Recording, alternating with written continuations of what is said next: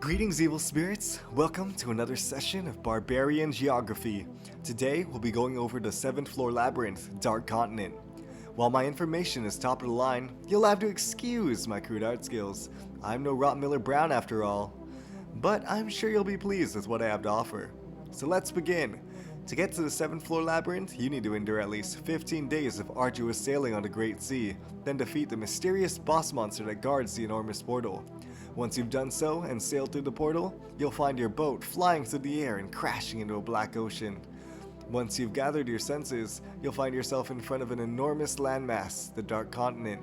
Due to a dimensional severance phenomenon, the only way to enter this Dark Continent is through a narrow channel known as the Canyon of Vengeful Spirits. The canyon is only wide enough for large ships to get through in a single file line. When you've started passing through the canyon, you'll notice the field effect. While in range of this field, all healing and regenerative effects are disabled. Also, divine power is sealed, so if you're a priest or a paladin, sit back and let the homies handle the fighting from here, because as long as you're in the canyon, you'll be hunted by spirits and undead monsters that surround you from all sides.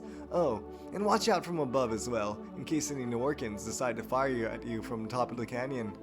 Once you made it through the canyon, the field effect will be cancelled, and you'll find yourself in a large, blood-red lake, which I'll just call Blood Lake. This is the Dark Continent safe zone. Once you made it here, feel free to set up camp and relax before you head into one of the adjacent areas. There are 3 directions you can go from Blood Lake.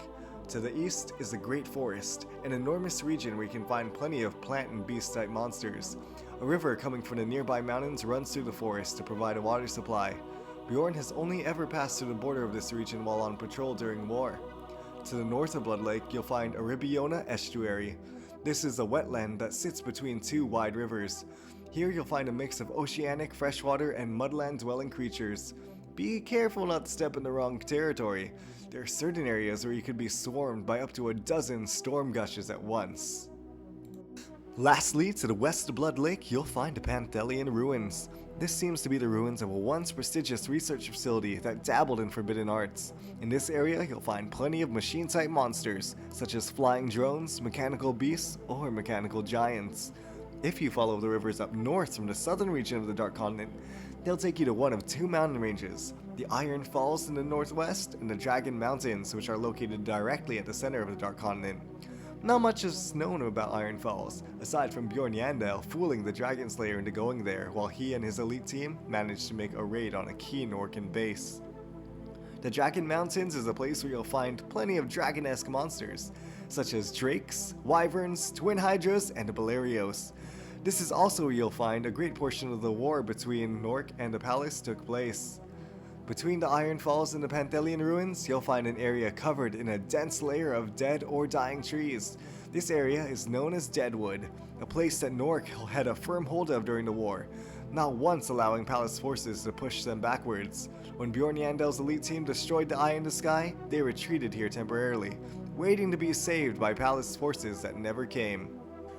Next up, we have the Dragon Pit, the northernmost area of the Dark Continent, and a lowland area that is littered with bones, wildfires, and dangerous creatures such as the Rank 3 monster, Bone Dragonian. Despite these fires, there are also areas that tend to be quite dark and hard to see through, allowing Bjorn's elite team to walk through stealthily and ambush Norcan forces. At the northern tip of the Dragon Pit is where you'll find the portal to the 8th floor, the Land of Dawn. The western portion of the Dragon Pit is known as the Loser's Resting Place, a foggy land which is constantly buffeted with high-speed winds. Everywhere you go, you'll find swords littered all around, embedded into the earth, signifying some immense battle that must have happened here long ago. Between the Dragon Pit and the Dragon's Mountain Range is an area called Grey Field. This is a large grassland type area that is characterized by having jagged fissures all around. From these fissures, monsters such as the Void Ant and Volhurchan will crawl out and attack anyone who passes. This is where Norkans spawned when entering the 7th floor labyrinth. Then they set up the Eye in the Sky here, while sending their main forces to either floor 8 or the battlefield against the palace. And that's it! That's all the areas of the Dark Continent. Wait, why is there an empty space? Oh, right. There's only one more region we haven't gone over yet, and though its geographic location hasn't been stated, there's no other place it can be but the northeastern region of the map, which has not been mentioned yet at all.